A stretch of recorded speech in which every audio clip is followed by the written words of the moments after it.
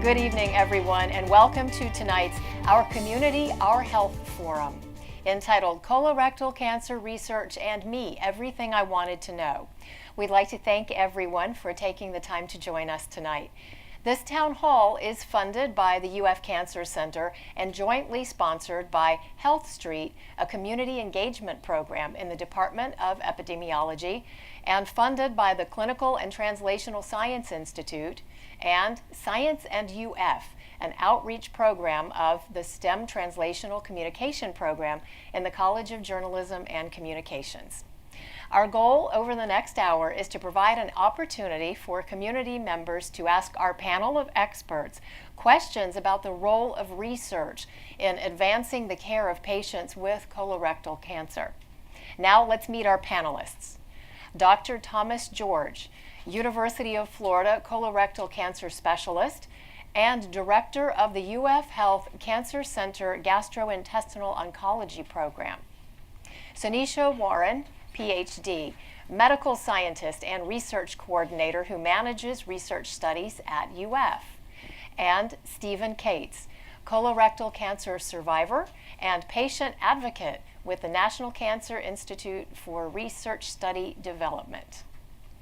Before we get started, we would like to get a better understanding of you, our audience. Text the code OCOH to 22333 to join our polling session, and then tell us why you're watching. Respond with patient if you have been diagnosed with colorectal cancer. Respond with family if you have a family member or a friend with colorectal cancer. And respond with research if you're a person without a direct connection to cancer but are interested in learning more information about colorectal cancer research.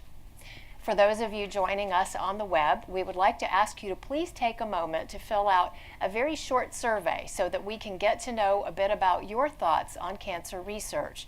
Please use the pre-event link found under the surveys heading on the live stream page to participate in our survey. And we will now begin with an introduction to research studies. So Dr. George, let's talk in general about colorectal cancer research studies. What is that and why do we need them? So thank you. Colorectal cancer research studies are critically important for us to know how best to take care of patients with colorectal cancer or how to prevent colorectal cancer from happening altogether. Part of what we all do in medicine day to day is based on the best evidence that we have, the best scientific evidence for doing what we do. And that evidence comes from research, comes from very well conducted, very well thought out, and very appropriate scientific discovery that comes from research studies. So without research studies in colorectal cancer, we wouldn't know how to take care of patients best with colorectal cancer, and we wouldn't be able to improve the next treatment for the next patient. Okay. And Sunisha, how would you respond to that from your perspective in working with patients who might be considering a research study or involved with research studies? Well, for research studies, we're trying to find out what works and what doesn't work in medicine, as well as to identify other therapeutic options. For instance, we have investigators at the University of Florida, and investigators are faculty that conduct research studies. And these may be our professors, assistant professors, full professors that have full-time or part-time appointments at UF. And we're always trying to improve medical care, and we're always looking for new therapeutic options, etc. So for colorectal cancer, we have several treatments, and while we do have different treatment options, we're trying to find out is one better than the other at UF.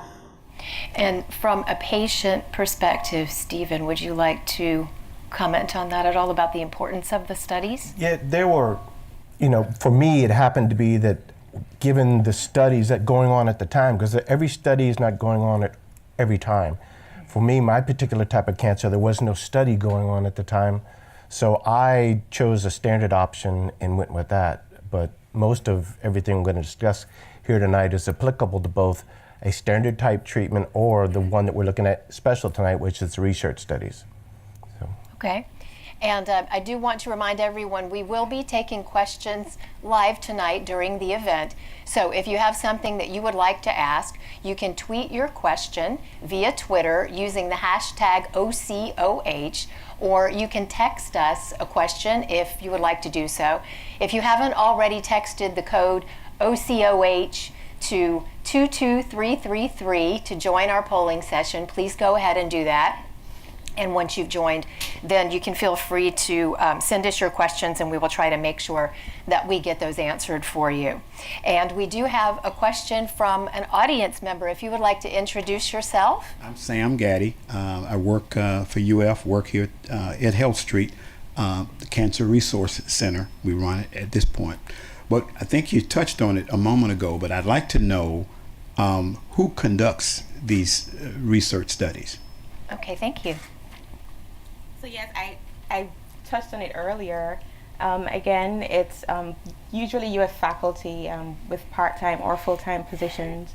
They are the ones heading these research studies. And we also have professionals in training, example, or residents or postdocs or fellows, that they do conduct some studies which are usually minimal risk, like surveys or that have simple blood draws. So we do have our physicians that are usually heading these studies. There are also support staff members such as nurses and coordinators and managers such as myself, as well as physician assistants that also assist in study assessments and study procedures. And we do have a wonderful team of professionals that are helping to conduct all these research studies at UF. Most of the studies, long before they're ever implemented, there's a whole vetting process that they go through to look at these studies. What's being done? Has it been done before? Can we leverage what's been done before and add something extra to it? So the studies from the National Cancer Institute, they look at them. I know Dr. George put forth several, and they'll go before committees and they'll go through them and they'll actually vet them, and it's very rigorous. So by the time they actually go to implement the study, it's been looked at by people who know a lot about it, and they're saying, yes, there's something to be gained by doing it this way versus that way. Okay. We do have a question that has come in via Twitter. Are research studies only for people who have no other treatment options? And I think that's a great question. I think some people, Dr. George, might assume that this is something that you do when you've run out of other choices, but that's not the case. No, not always. There certainly are some situations where research studies would involve a new treatment that maybe hasn't been used for that particular cancer, for the colorectal cancer, and the risks might be a little high, so it would be in a situation where maybe there aren't any other options, and a patient might want to consider that as an option. A physician might want to consider offering that as an option when there are no other good options available. But the vast majority of research otherwise involves making what we're currently know to be the best treatments available better, with less side effects or shorter in duration, or to otherwise optimize and improve patients' chances of being rid of the cancer or living longer and better as a result of the treatments. So they're not always involving just a last resort. Okay. And Sinisha, do you find that most patients are aware of that or not aware of that when they first become involved with the question of whether to participate or not, or if they're eligible? Yes, and we try to explain to them that yes, there are other treatment options, and physicians sometimes have a preference to prescribe one drug versus another, but there's no real evidence to say one is better than the other. So many of our studies, we're actually comparing two medications to have data and evidence to say one is a better drug for whatever disease versus another. So we do try to explain that to the patients to help them to understand that yes, there are treatment options, but we do not know. We don't know which is better. So which is why we're conducting this study, to get evidence for a better treatment option. Okay. Stephen? No, it's one of those, like I said, it's one of those things. They're actually, by the time it gets vetted, they actually had to justify why they should be allowed to do this research. What is the benefit that they're going to gain from it? So it's not a trivial effort. They really make it, prove your case before we ever even put people or ask people to participate in this. We want to make sure that it's worth their effort and ours. Okay. And speaking of the asking and the eligibility, how is it determined if a patient is eligible for a study? Dr. George, let's begin with you on that one. I think it depends a little bit on the study, but every research study, any time research is being considered, there's always a very clear expectation of what type of disease, what type of patient situation would be appropriate for that treatment or for that research study. And so the eligibility or the type of situation when a study might be available for a patient is very dependent on the circumstances for that unique patient. Sometimes it is based on the stage of the cancer, how early it is or how advanced it is. It may be based on the location of the colorectal cancer. It might be based on what treatments have previously been used and whether they've been successful or whether they've not been successful. So there's a number of different variables that are taken into consideration. But in general, most research studies, especially for colorectal cancer, will involve some very minimum requirements, and that is that the patient is able to provide their own voluntary decision making of whether they want to be a part of that or not. And that's a very fundamental first rule. It's got to be voluntary. It also needs to be a situation where the patient is healthy enough to otherwise be able to take the treatments that are being used in the study. Okay. And how is a patient approached, Sanisha? How do they find out that they are eligible, that they fall into that category where they could participate if they decided to? Well, we usually meet the patients either in the hospital or in the clinic when they're being seen for routine care. And we review their medical charts. We look at their risks to make sure they are healthy enough to be in the study, because we don't want to cause injury. Yes, we're trying to answer a question, but at the same time, we don't want to cause injury to the patient. So we have very stringent criteria to ensure that this patient will qualify for the study. We review their charts. We make sure they'll be available for follow-ups because it's important if something happens, we should be able to reach them or have them come in for an assessment if necessary. So there are a lot of factors which we consider. We speak to the family to make sure they're also okay with it, because we need that support system. If they can't drive themselves into the for a clinic follow-up, we need to have contact with a caregiver or a family member. So we take all that into consideration before we enroll a patient, and we do go through all their charts, medical records to make sure, yes, they qualify. This is the population that we're looking for, as well as to be sure to minimize risk to the patient if they are to be enrolled in the study. Okay. And it looks like we have another question for the audience. Hello, if you would like to introduce yourself and ask your question. Okay. Hi, my name is Asawan, and I'm actually a UF student. And the question that I have is, what factors should patients consider when deciding whether to participate in a colorectal research study? That's a great question. Stephen, would you like to tackle that one? Yeah. Communication is a large part of what I like to consider your own personal treatment plan. And by that, I mean the one that you need to sit down and develop and discuss with everybody in your support structure, your friends, your family, your spouse, your employer. And the first one starts off with communication is your treatment team. Okay, you're meeting all these new people. You need to get a spiral-bound notebook. Start writing down names and phone numbers and making sure that if you get a question later on, you can write that question down, so when you come back to your next appointment, or if you have an opportunity to talk to them, you can ask them the question and get that question answered right then and there. And just remember that all these, and especially about terms, okay, all these new terms are going to be thrown at you, write them down, ask your treatment team, find out what these words are, because the more information you have, the better you're going to be able to handle, quite frankly, the anxiety that's going to sometimes come upon you. And you need to be able to have that information ready, communicate, talk to them, make sure you got that in place. Employer, make sure you know what your employer's flexibility is talk with them, communicate, find out what's going on. There's a Family and Medical Leave Act that's available for certain employees to where you can have up to 12 weeks of unpaid leave with the guarantee of not losing your job for certain employees. Find out what he can do. Find out if that's a part of what you can consider, okay? Then you hit your family and friends. Are they going to be there for you? Who are they? Get their phone numbers. You don't want to be figuring this out at 2 a.m. in the morning, all right? You need to get all this stuff figured out way in advance. You have to plan. Planning helps helps you to deal with all the other things that are going on in your mind, because you got to realize it's coming at you like a freight train. It's like all this new stuff is like trying to take a sip off of a fire hose. It's just coming at you, and you're already trying to deal with the cancer word in your life. All this other stuff coming at you. Write it down, communicate, talk with people. Then you get to your the actual treatment schedule. Okay, what is it? How long?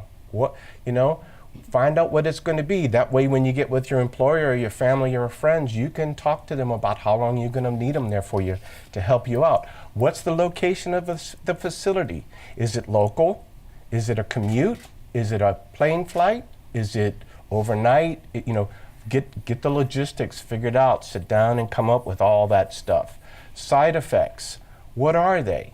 They can tell you what the major side effects, the ones that they know about are, but we're all different. All right? You know your body better than anyone. Make sure that if you start feeling something that's not quite right, you communicate. You get your treatment team involved. You write it down. And don't treat it like it's going to go away. You know your body. It's new, it's different, and you're taking this stuff. Make sure you don't wait till, again, 2 a.m. in the morning to figure this is not going away. And your only alternative at that point maybe is the emergency room, where if you had called them early on, they could have probably gotten you something over the counter or something easy, some treatment, and could have headed it off way ahead of time. And these considerations, you've got to get on top of them, and you've got to get that little spiral-bound notebook and get yourself educated as best you can, and just get involved. I know there's a lot of things coming at you, but get involved, and communicate. And Stephen, you mentioned anxiety a little while ago, as well as your treatment team, and we have a Twitter question that relates to that. If I participate in a research study, who handles my care? Do I see my regular doctor? And you have a very good relationship with Dr. George, and we hope that all patients would have that, because that relieves some of the anxiety, I would think, having that relationship. So Nisha, would most patients be able to stay with their regular doctor if they sign on for one of these studies? Most of them would, because you're approached by your regular doctor to be in the study. Okay. And most times the doctor is a part of the study team. So most of them would be seen by their regular doctor if they participate in a study. For some of the follow-up visits, you may have another, a colleague that may assist the regular doctor for follow-ups and things of that sort. But usually it's the regular doctor, and we do collaborate with your primary care physician on your care. So whatever other physicians you are seeing, we send a letter to let them know that yes, you're in the study, and this is why you're in the study, and whatever medications you're taking. And we provide contact information for that doctor to call us if they have any questions at all, or is there some drug the patient should be avoiding while they're in the study. So we do collaborate on care with everyone that's participating in that patient's health care. And the patients, we make sure the patients are comfortable with all the decisions that are being made, and there's communication across the board of all doctors. And kind of a follow-up question to that, which is also, which came to us through Twitter, am I allowed to change my mind if I decide that I don't want to be in a study any longer? Is that a possibility? Absolutely. It's completely voluntary. At any point that you've decided to participate in the study, you can change your mind for whatever reason and say, I don't want to participate anymore, and you are allowed to leave the study. We do ask, however, that you contact the study doctor before you stop taking the drug, so they can advise you on how to get off the drug safely. Maybe they have to wean you off. So we hope you don't stop taking the drug without letting us know. We usually have a good relationship, and we explain that to them. If you don't want to be in the study anymore, just let us know, and then we'll wean you off if necessary, or we can switch you to another medication. That way you're still being covered for whatever you're being treated for. Okay. But it's absolutely voluntary, and you can decide to withdraw from the study at any point. Okay. Dr. George, we know that minorities are underrepresented in cancer research studies. Any thoughts as to why that might be? Well, I think there's a lot of different reasons why why all patients are underrepresented in cancer research, but in particular minorities. You know, we base all of our clinical decision making, all of our practices off of only 2% of all cancer patients in the country enrolling on clinical research currently. So there is a huge gap between what we do in clinical practice and what we know to be the best care, but part of why our advancing of the science of making things better for everyone is limited is because we really have not only a disproportionate representation of people who are on who participate in clinical research and research studies, but there are disparities in those who do. So it's 2% of a small number is already a small number. Is there anything that can be done about that? Well, there's lots of things that are actively being done and pursued. I think one of the most important things that has been done recently is the provision that if you participate in a clinical study or in a research study, that all of the aspects of your care that are otherwise considered standard must be covered by your healthcare provider, must be covered by your insurer. Mm-hmm. And with the Affordable Care Act and with more universal coverage happening for everyone and being available for everyone, that is increasing, I think, the ability of a lot of folks to participate in research that otherwise previously might not have. Okay. So that's a very important, improvement, I think, overall in the system. And very encouraging. I'd like to take some time to think about some of those more personal aspects of the process and the journey. And Stephen, if you would share with us a little bit about your story, your diagnosis, and what that was like for you.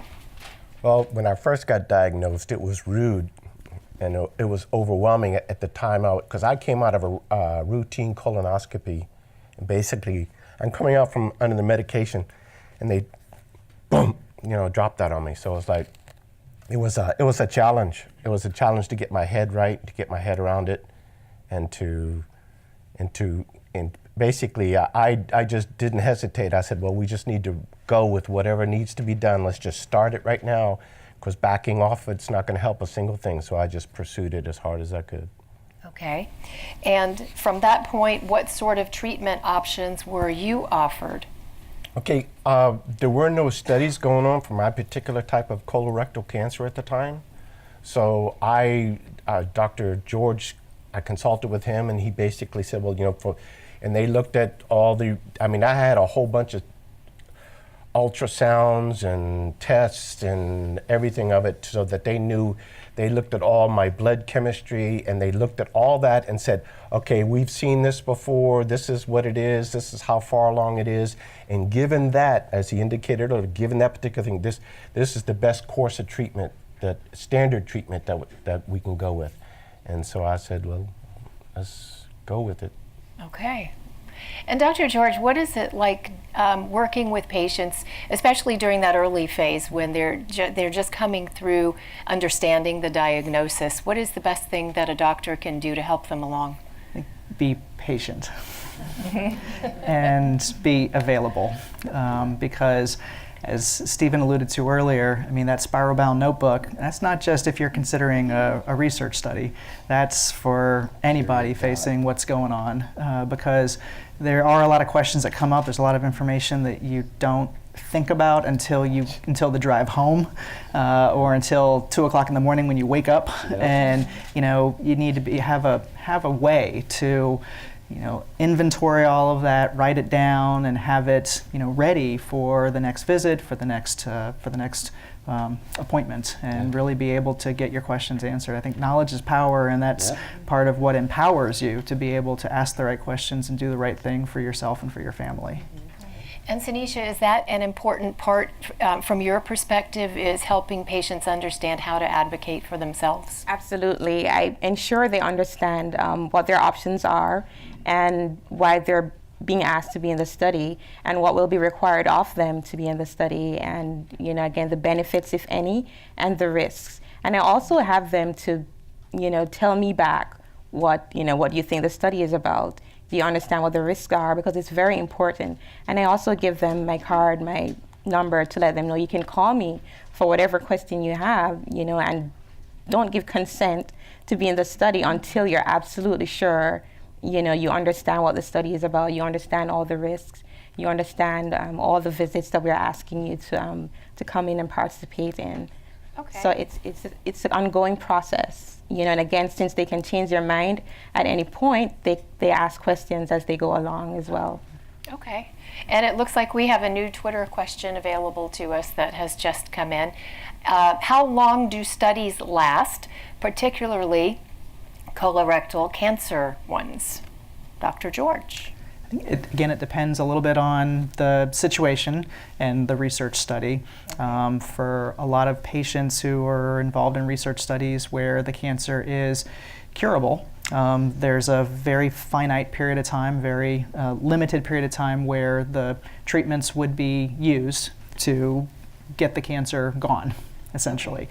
And then there would be maybe not so much in the way of treatments, but follow-up. Continue to keep an eye on them, checking blood work, checking x-rays, checking in on them, on the patients, to make sure that everything is going as expected.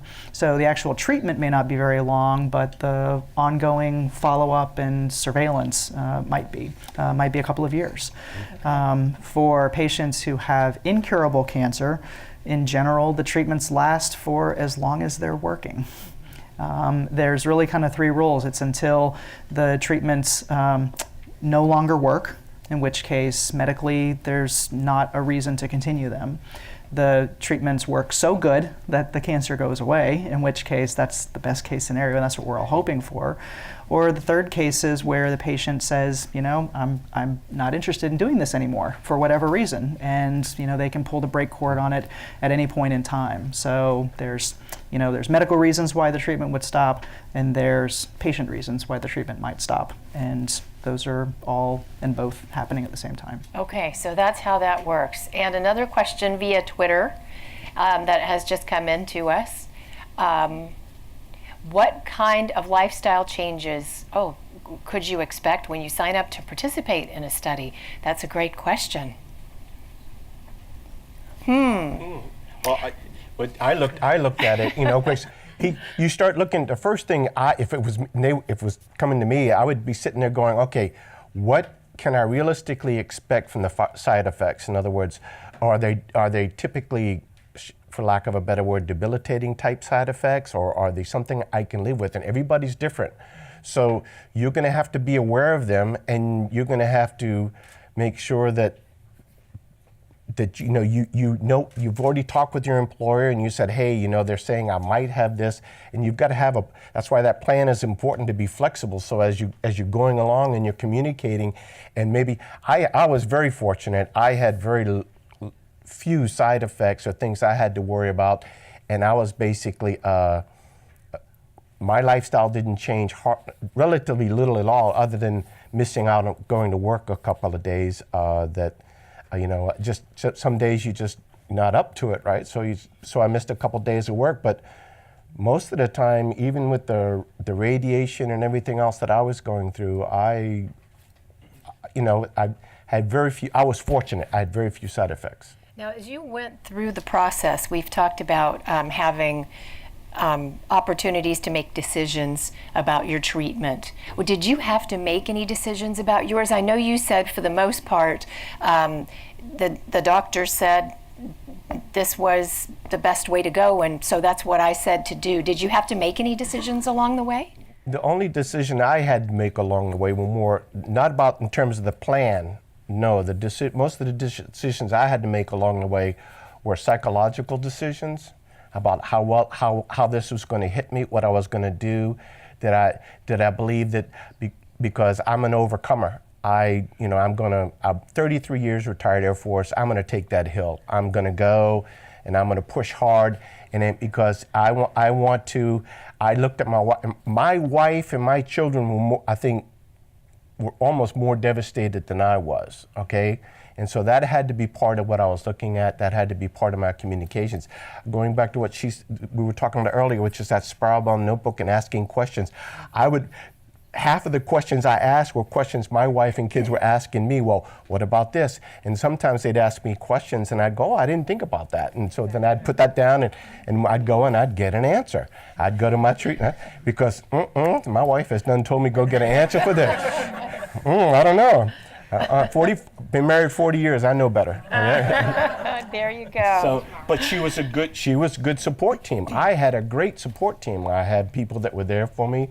That they were sometimes I think more worried. They were more worried than I was, and I think make sure you take care of that. Make sure you feed back to them. I'm okay. Yeah, I'm having a little rough day, but this is one of the few. I'm okay. That's good to go. Things are going good. The doctor's giving me good reports. Let's and so because they need that. Because don't leave them in the dark. Keep them informed because they are just freaking out worse than you are. All right, just. Well, how did you get involved in being a patient advocate? Was that a result of all of your own experiences making you feel like I've got to do that for somebody else? Yes. That was my radiation treatments. I would go in for my radiation treatments and I would run in, because that's usually when you go there is where other people are coming in, right? When you're taking your chemo, unless you're getting it infused into you, typically it's oral or whatever. But I had an opportunity to observe children going in for their radiation treatments. And as I reflected on that and thought about, man, what would I have? I mean, I know what I'm thinking, but if this was my kids, what would I be thinking? What? It was like, whoa. And I decided at that point that when I'm learning all I can from this because I'm gonna come back and I'm gonna do something, I'm gonna add something positive to all of what's going on here. I've got to. I see this and it wells up inside of me almost to tears that I've got to do something. And so Dr. George offered me an opportunity. I don't know whether it's because I was hard-headed or what it was, but he offered me an opportunity to participate on one committee, and I participated. Now I'm on 2 committees, maybe three now. And I don't know whether it's because I'm willing to do it, but that's fine with me because I want to get there. And if I can make, like I told you earlier, so if I can go out there and make a difference in one person's life because of what I've been through, then that's what I want to do. And it is overcomable. You can do it, so just stick in there. There you go. That's how it happened. And now we are going to change gears a bit. We've heard our panel talk about some of the challenges that people might face when they're making a decision about their care. But how does that play out in real life? Now, the UF Center for Arts and Medicine has prepared a brief performance showing what these conversations sometimes look like.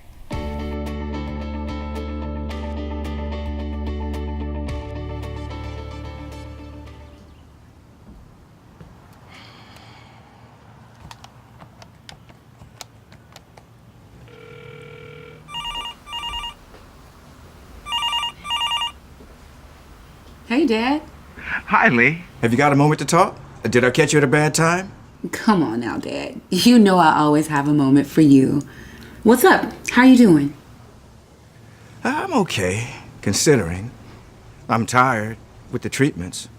Yeah, I bet. Has Mom been making you your smoothies? Yes. Yes, she has. They're actually quite good. Now, I was wondering if you were busy on Thursday. I'd have to check my calendar, but I'm sure I'll be able to get a few hours out. What's going on? Well, I had a visit with my oncologist last week, and she suggested that I happen to this study at the university. Really? What kind of study? Well, it's for people like me with fairly advanced cancer, and it's a new protocol. It's a big decision. And I'm thinking I can really use your smarts next week discussing it with the doctors. But Dad, you know I hate hospitals. And I don't like getting involved with your decisions. What are you worried about? Well, the study involves trying different chemo combinations and not undergoing radiation. That doesn't sound like a good idea to me. From what I understand, radiation is really important. Are you sure you want to jeopardize your treatment? You see? This is why I need you to come with me, baby. Your mother doesn't know anything about these things. I need your help. You're all I have to keep me straight. I'm just not comfortable with this, Dad. You know that. Yes, I know. But Lee, this is serious. Now, what would happen if I started the study and it didn't work? Do you think I could go back to my regular treatments? I don't know, Dad. They would have to tell you that. I can't. Will they tell you if you're in the group getting the new treatment? I mean, sometimes they don't. I think so. Is that what open label is? I'm not sure. Lee, a couple of hours on Thursday is all I'm asking. Okay, Dad. I'll find time. When should I pick you up? Just past noon will be fine. Thank you, Lee. You're welcome, Dad. I'll see you Thursday. I love you. I love you too, Sweet Pea. Bye now. Okay, Dad. Bye-bye for now.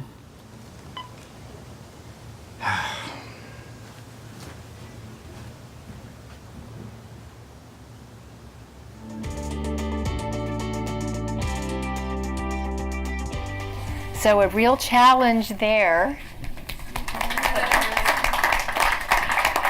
for Leah in talking to her father. She clearly wants to help him and clearly loves him, but just doesn't know what to do. Dr. George, it would seem to me that would be common in just about any family. Yeah, I was already kind of playing through my mind. That was the scenario from several patients last week. So, yeah, it's a very common occurrence, and it's great that, you know, in that scenario he was willing to ask her for help, and she let him know that where her boundaries were with her comfort level with it. But at the end of the day, his support team came through, and they're gonna get together and talk it through and figure out what the right thing is for him. Okay.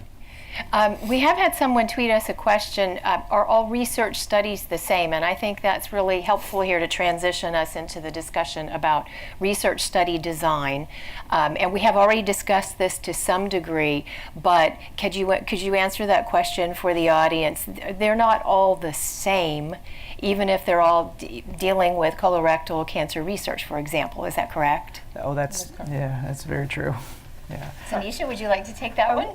Sure, well, I can start.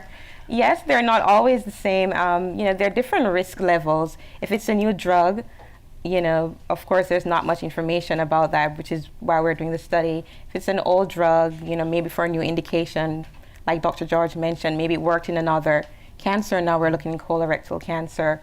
Or it could just be, surveys where we're following up on patients or doing chart reviews.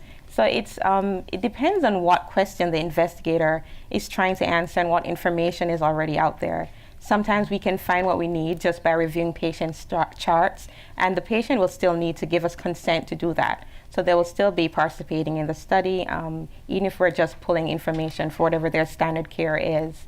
It's just there's a myriad of ways we can conduct cancer studies or any clinical studies. All right. Every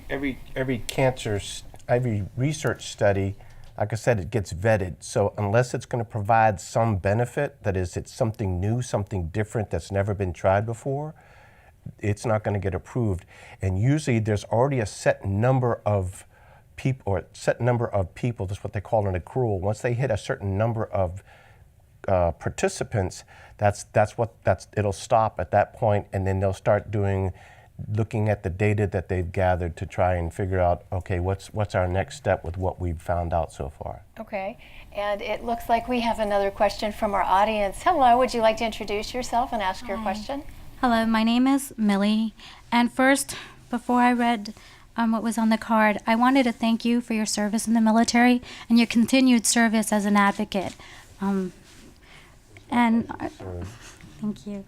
My question is, if I'm part of a research study, is it possible that I won't get the same level of care as a different patient Dr. George? That's a great question. So being in a research study, I would argue you actually get double the more attention to detail. So what happens when a patient volunteers for a research study, if it's a research study that involves a new treatment or a change in the treatment, is that they, as Stephen alluded to, there's already a vetting process, a scientific process, a safety process that goes into knowing that that is at least worth and safe to consider doing. But more importantly, there's, in addition to your doctors and your nurses and all of those individuals that would be part of your regular cancer treatment, you also have this entire second team of researchers who are looking over their shoulders, making sure that all the I's are dotted and T's are crossed and that everything is being done exactly the way it needs to be. And so you've actually got two teams working on your behalf, even if you're getting the standard of care, even if you are receiving treatment that you otherwise would normally be getting otherwise, but just as part of a research study. Thank you. If I may, just one more question. Sure. You were talking about a disparity as far as minorities being represented, but as we all know that unfortunately there's a lot of work, whether it's daycare work, as a cashier at McDonald's, as a nurse tech, that doesn't have very good medical coverage, or some that don't have any at all. And if you're underinsured or not insured, are you still able to receive and be a part of a research? Is that still available to you? That's a great question. Well, that's a very good question. Yes, you can still participate in research. We don't discriminate based on your insurance coverage. I think one contribution to the disparity is that people without insurance, they don't have access to quality health care. And it's within that hospital or clinic is when we approach patients. So already you can see that, many patients are getting left out because they're not coming in to see a physician where they can hear about a study, which is why I think Health Street is a wonderful program that goes out in the community to identify patients that we would have otherwise missed because they don't have they don't have access to quality health care. But not having insurance, it doesn't, for most studies, it won't prohibit you from participating in a study. And we have another audience member ready to ask a question. Hello, how are you? Hi, my name's Katie. I'm a Gainesville resident. I think just to follow up on that, are there places to find information about research studies outside of just, hearing from my doctor? That's a good question. Yes, the CTSI, the website ctsi.ufl.edu. You can go to that website. There's a community section that lists all the research that's going on at UF. And if someone is interested in participating in a study, they can go ahead on the website and search for research studies that are appropriate to whatever condition you may have that you're interested in having participating in a study for. You can also go to clinicaltrials.gov if you're interested in being a part of a clinical trial. And I've had patients who simply Google, whatever condition, and then they'll call me from all over the state saying, I have this condition. Is there anything going on that I can participate in a study?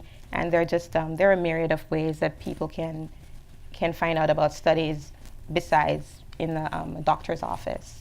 Okay, good. And we have a new tweet available to us. Oh, I'm sorry, go ahead. No, it's okay. I would caution against the Dr. Google part.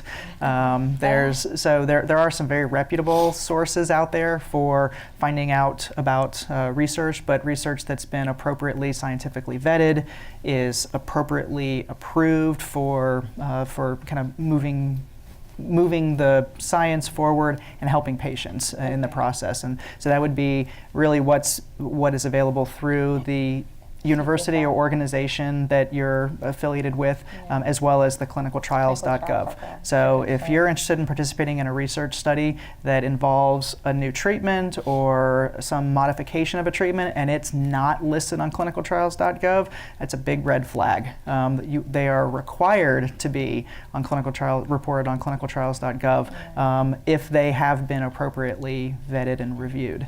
Okay, so a word of caution there in terms of how you go about reaching out to participate if you think you're interested. And Dr. George, we hear a lot about this idea of personalized medicine when it comes to healthcare across the board and probably every aspect of our life when it comes to our health. Is that something that, what does that mean in the context of colon cancer treatment? Is there a place for personalized medicine, so to speak, in what you do? Absolutely. So personalized medicine for colorectal cancer is, well, it's a bit of a misnomer because all cancer is very personal. It's personal to the patients, personal to the support system. And so when we talk about personalized medicine, it's not to take anything away from that. But what we're really talking about in the scientific term is being able to tailor the treatment more specifically, either to have a better outcome for the patient or to tweak the treatment in a way that takes certain considerations into play that are unique to that individual patient. So how their body is going to react to a certain treatment. Are there going to be long-term side effects that otherwise could be avoidable? You know, other things that go into that. So that's what we really talk about with personalized medicine. And in the era that we're in today of genomic profiling and deep mutational sequencing of tumors and pharmacogenomics and all sorts of other aspects of scientific discovery, we're just finally starting to chip away at really getting at not treating a patient based on this is their cancer, how it looks under the microscope, but this is how their cancer behaves. This is what we can predict about their cancer and head it off at the pass. Okay, so an exciting time to some extent in terms of what the future might hold for treatments and for cures. And let's move on to protection and participation. A lot of patients have great concerns about safety, and we haven't really addressed that issue yet. So we have an audience member who has a question that I think might be related to that. So if you'd like to say hello and introduce yourself. So hi, my name's Dorothy, former UF student, and I'm just wondering, all this information is great, but how do I know it's safe for me to participate in a research study? Well, like Stephen mentioned, each study is vigorously vetted by a board of experts. These are scientists, physicians, radiologists, pharmacists, experts of ethics, and they each review the study for merit, scientific merit, as well as risk of injury to patients. And they will not approve a study unless the risk is minimized or adequate provision has been made for any risk of injury to the patients. Also, before you consent to be in a study, we do, inform you about all the risks that are potentially involved in being a part of the study before you decide to participate in the study. So we try to be as safe, try to minimize risk as much as we can. And before an investigator recruits patients, this board has to approve the study as well as re-review it periodically to ensure that if there's new information, the patient is not being withheld treatment, that could improve their care, as well as if there's any injury or any adverse events, then we inform the patients that this is a new event that we weren't aware of before. So we do keep you informed, and we make provisions in the case of an injury, how we would handle that treatment of whatever condition that arose from that. And an audience member also has asked via Twitter, how likely is it for me to become injured or sick during a study? Is that very common or is it uncommon? Everybody's different. Yeah. Everybody's different. If you sit down and you read some of the medications that over-the-counter medications that you take today, and they list all the possible things that could happen to you, all right? You're like, why would I? Okay. And that's the same problem that question entails. Is everybody is different. Everybody's chemistry is different, and so. What affected me, I developed a symptom after long-term. I had one particular side effect called hands and feet. The chemical was so smart, it was attacking all the rapidly dividing cells in my body, which is typical of cancer. Well, the problem is your hands and the soles of your feet are also replacing at a very high rate. Okay, so I was engaged, and I called as soon as I saw something, and he said, and he adjusted, and we moved on. And that's why the communication has got to be there. You've got to be engaged.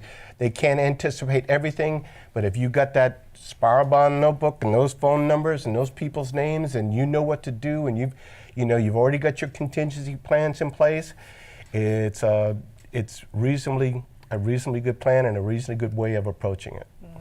I can hear that conversation now. Dr. George Stevens on the phone. Stephen, what are some of the common reasons that people do decide to participate in research studies? As Dr. George indicated earlier, the worst case scenario, of course, is that there's no other treatment available for that particular type of cancer. Another one could be this particular treatment says there's no surgery, or this particular treatment says there's no radiation, or this particular treatment might provide some benefit to you, and that's something you have to really, really look at, and because 2 a.m. in the morning, you have to have already decided that this was a good idea and that there's a benefit and that there's a light at the end of the tunnel, and you know why you're doing it and you know what's going on here, and you're engaged and you're informed, and you got to have all that going for you before, and you can do it. And that's why you would participate, as you see something in there for you. And for other people too. Some people do it thinking this might not cure me, but it might cure someone else. For the common good. There are people that, because sometimes, depending on what they inform you about what's going on here, it could be, well, we're using, the standard treatment uses drug X. Well, this treatment's going to involve drug X plus drug Y. So we think that there's a benefit in there in terms of maybe your treatments. There won't be as many treatments. It won't be for as long. There's a lot of factors and a lot of moving parts, but you sit down there and you take your notes and you figure it out and you decide whether this is something that you really want to go after, and hey, this looks good for me, and I'm up for it.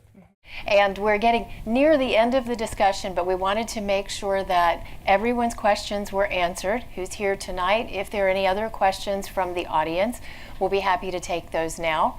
And for Dr. George, for Stephen, or Sanisha, if there's anything else that you would like to ask.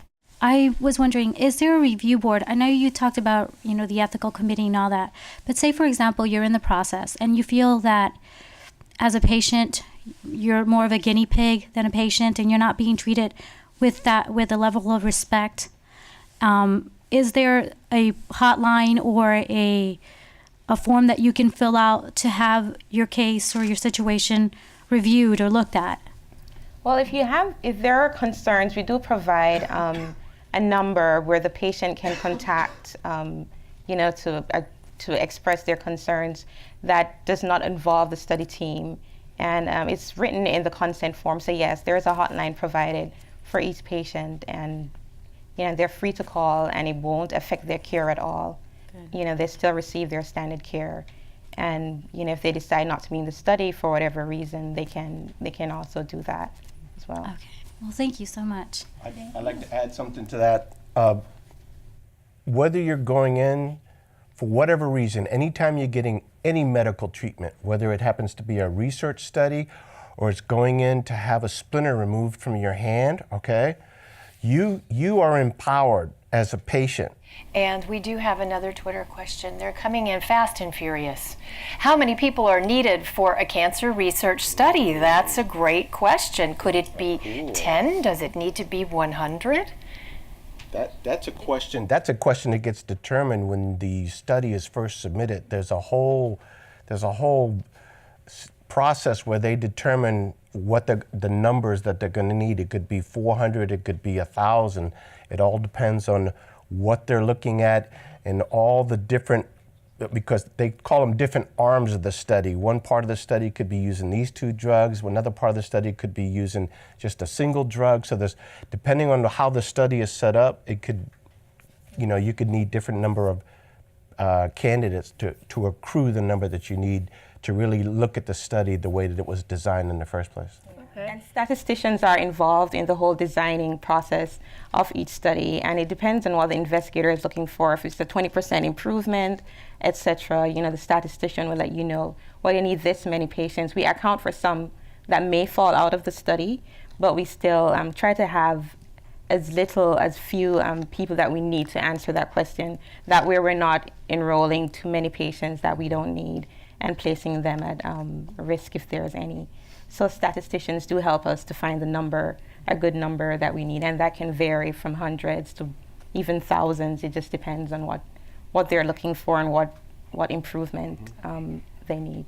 Now, Dr. George, are there some studies that are based on patient records where patients don't necessarily even have to be involved? I know you mentioned cancer survivorship, for example. Would that be something where you could look at a population of people who have been treated a certain way or with a certain treatment and then determine survivorship rates just based on records where the patients are not directly involved at all in that kind of research? Yeah, absolutely. If the research involves no significant risk or very little risk to the patient, to the individual, and sometimes this scientific vetting process and the IRB, the Institutional Review Board, will say, you know what, you don't need to get the individual patient's permission because this is information that's already out there in the public records. So, for example, if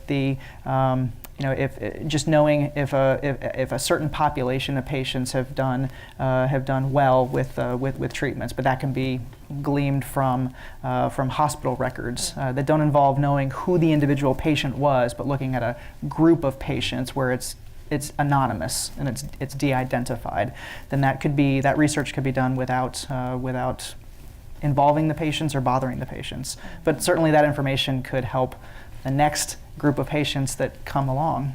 Right, and that kind of goes back to, Stephen, what we were talking about earlier with the fact that some patients might make a decision to be involved, not just for their own sake, but for the sake of people down the road. Maybe it's 5 years from now, or maybe it's a generation from now, that you could be helping someone by becoming involved. That's what, like I told you, that's why I got engaged, and I just made that decision. I thought it was important because I figure if going through or helping to go through saves someone in the future not having to go through any of this, then sign me up. Yeah. Let's go. Good for you. And one more audience question, and again via tweet. Is there research about how minorities react differently to cancer research, or are there findings about it? That's a great question. Dr. George, how do you answer that one? It's a great question. So part of the challenge in answering that question is that because there have been so few minorities involved in colorectal cancer research, it's hard to know exactly how those individuals differ from other patients who've been involved in cancer research. So the more involvement everyone has in cancer research, the more we'll know how best to approach individuals. And individuals regardless of race, regardless of age, regardless of gender, regardless of ethnicity, regardless of hair color or eye color or anything else. I mean, it really is going to boil down to how is that individual patient, that one person, to be treated, not a population of people. Thank you all so much. And unfortunately, we are out of time tonight. However, we will continue working to find new ways to help people find the information they need about cancer research studies. Before we end, we want to know what you would find most helpful. You can text us at 22333 and tell us what you think. Type live if you would like to personally participate in a town hall in your community. Type webcast if you would like to participate live in a town hall through the internet. And type video if you would like videos that you can access on the internet. Type info if you would like to read news and other information on a website. And for our web viewers, please let us know what you thought of tonight's event by taking a short post-event survey. Please use the post-event link that's found under the surveys heading on the live stream page to participate. And thank you all very much, audience and panel members, for being with us tonight.